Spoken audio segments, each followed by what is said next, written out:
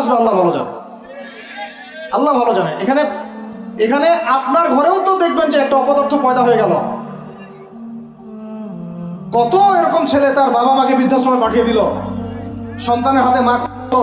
এই তো কয়েকদিন আগে এক পুলিশ অফিসার ছিল এক সন্তানের হাতে, মনে নাই আপনাদের এগুলা? তাহলে আমরাই তো আমাদের ঘরে সাপ তৈরি করতেছি।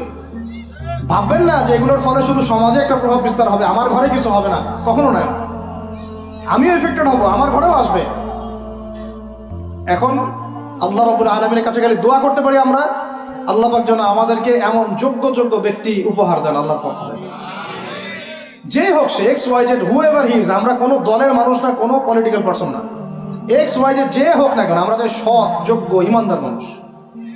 সৎ, যোগ্য, ইমানদার মানুষ যারা তাদের এই ক্ষমতাটাকে, এই প্রতিভাটাকে দিনের জন্য কাজে লাগাবে ইনশাআল্লাহ। এরকম মানুষ চান না আপনারা?